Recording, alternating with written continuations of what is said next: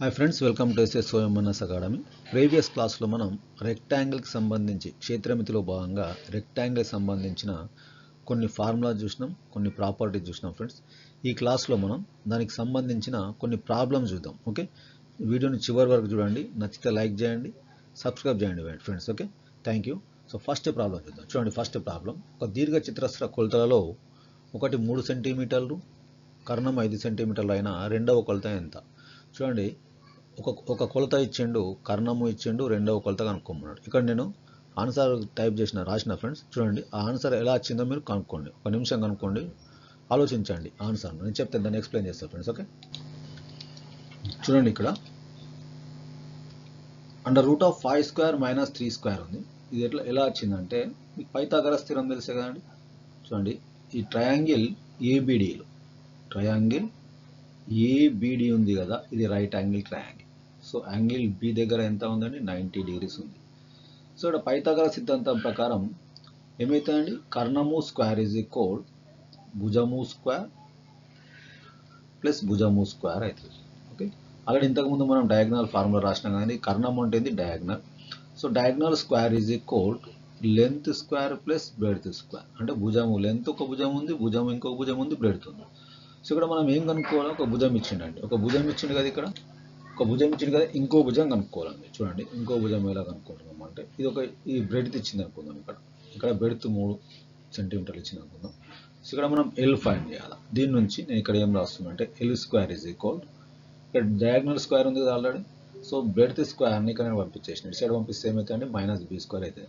L is equal ఏమవుతుందండి? d² - b². అంటే ఈ స్క్వేర్ అనేది ఇటు పోతే ఏమవుతుంది? స్క్వేర్ రూట్ అవుతుంది. So √d² - b². ఇక్కడ d ఎంత ఉందండి? ఇక్కడ చూడండి, d ఎంత ఉంది? 5. అంటే డయాగ్నల్ ఇచ్చిండు 5 సెంటీమీటర్. ఇక్కడ ఒక భుజం ఇచ్చిండు కదా, దీన్ని b అనుకుందాం, బ్రెడ్త్ అనుకుందాం, b 3 సెంటీమీటర్. సో ఇక్కడ సబ్స్టిట్యూట్ చేయండి. d² దగ్గర 5², b² దగ్గర 3². సో సబ్స్టిట్యూట్ చేస్తే ఏమవుతుంది? 5² అంటే 25, 3² అంటే 9. సో 25 - 9 ఎంత అండి? √16. సో ఇక్కడ 16 స్క్వేర్ రూట్ ఎంత అండి? What is the square root of 16? 4 అండి. So 4 is the answer. So option 3 is the correct answer. Okay, right, next problem చూద్దాం. నెక్స్ట్ ప్రాబ్లం చూద్దాం. ఒక దీర్ఘ చతురస్ర పొడవు 8 మీటర్లు, కర్ణము 10 మీటర్లు అయిన వైశాల్యం ఎంత? యాక్చువల్గా మనం వైశాల్యం ఎలా కనుక్కుంటామండి? పొడవు ఇంటూ వెడల్పు కనుక్కుంటాం. సో ఇక్కడ కర్ణం ఇచ్చిండు, పొడవు ఇచ్చిండు, వెడల్పు ఇవ్వలేము మనం. సో వెడల్పు ఎలా ఫైండ్ చేస్తాం? ఒకసారి థింక్ చేయండి. ఇక్కడ ఆన్సర్ ఉంది, ఇక్కడ ఆన్సర్ చూసి మీరు థింక్ చేయండి ఎలా ఇచ్చింది అనేది. చూడండి, ఇక్కడ పొడవు 8 మీటర్లు, కర్ణము 10 మీటర్లు ఉందండి. మనం దీని నుంచి వెడల్పు కనుక్కుందాం. వెడల్పు ఎలా కనుక్కున్నా చూడండి, ఈ ఏబిసిడి దీర్ఘ చతురస్రంలో ఈ ట్రయాంగిల్ ఏబిసి అనేది రైట్ యాంగిల్. సో ఇక్కడ పొడవు 8 ఇచ్చిండు, సో కర్ణము 10 ఇచ్చిందండి. సో ఇక్కడ మనం బెడ్త్ కనుక్కోవాలి. బెడ్త్ ఎలా కనుక్కుంటాం?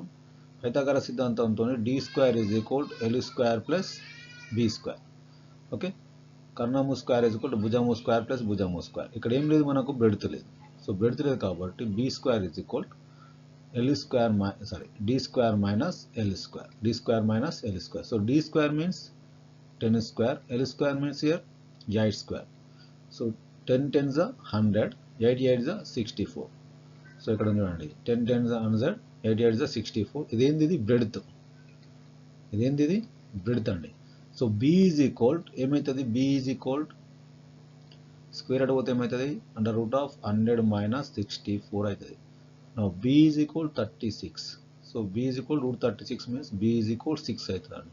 చూడండి, 100 - 64 మీన్స్ హియర్ 36, 8 ఇంటూ √36 అండి. సో 36 వర్గమూలం ఎంత? 6, 8 6 48. ఇలా చేయొచ్చు ఆన్సర్. ఆప్షన్ ఏంది ఇక్కడ? 4th option is the correct answer, 48 square metres. Understand? So next problem చూద్దాం. ఒక దీర్ఘ చతురస్ర పొడవు వెడల్పునకు 1.5 రెట్లు అయిన పొడవు వెడల్పుల నిష్పత్తి ఎంత? ఇక్కడ ఆన్సర్ ఉంది, థింక్ చేయండి ఎలా వచ్చింది అనేది. పొడవు వెడల్పుకు 1.5 రెట్లు. పొడవు అనేది వెడల్పుకి ఎన్ని రెట్లు ఉంది? 1.5 రెట్లు ఉంది. సో ఇక్కడ మనం వెడల్పుని ఏమనుకోవాలా? x అనుకుందామండి. సో ఫస్ట్ ఇక్కడ 1.5 రెట్లు కదా, ఈ మిక్స్డ్ ఫ్రాక్షన్ను మిశ్రమ భిన్నంను మనం అపక్రమ భిన్నంగా మార్చుకుందాం, ఇంప్రాపర్ ఫ్రాక్షన్గా మార్చుకుందాం. మార్చుకుంటే ఏమవుతుంది? 2 1s are 2, 2 + 1 ఎంత? 3, 3/2 అవుతుంది. సో ఇక్కడ పొడవు దీనికి వెడల్పునకు 1.5 రేట్లు ఉంది. సో వెడల్పు ఎక్స్ అనుకుంటే పొడవు ఏమవుతుందండి 3x/2 అవుతుంది. 3x/2 అవుతుంది. అంటే పొడవు వెడల్పు నిష్పత్తి ఎంత అని అడిగాడు. చూడండి ఇక్కడ 1/1/2ను 1/1/2ను మనం అపక్రమ భిన్నంలోకి మార్చుకుంటే 3/2 అయింది. సో ఇక్కడ ఏమనుకున్నాడు, ఇక్కడ 1 అనుకున్నాడు, నేను ఇక్కడ ఏమనుకున్నా ఎక్స్ అనుకున్నాను. ఇలా కూడా వస్తుంది, ఎక్స్ అనుకుందాం. సో ఎక్స్ ఇస్ట్ 3x/2 కదా, పొడవు వెడల్పు నిష్పత్తి కదా. సో ఎక్స్ అనుకుంటే ఎక్స్ క్యాన్సిల్ అయిపోతుంది. 3/2:1 అండి. 3/2:1 వచ్చిందా.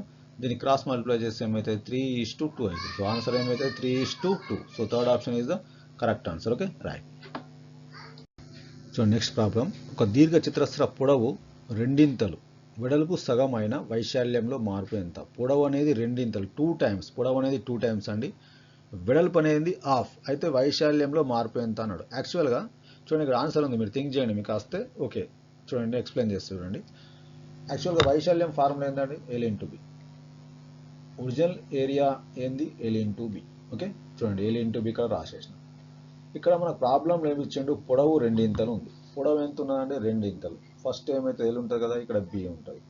సో 2L రెండింతలు అంటే 2 times 2L, ఇక్కడ సగము అంటే B/2. చూడండి ఈ రెండింటిని మల్టిపుల్ చేయండి. మన వైశాల్యంలో మార్పు కదా, ఫస్ట్ 2L ఇంటూ B/2 ఇది ఒక ఏరియా.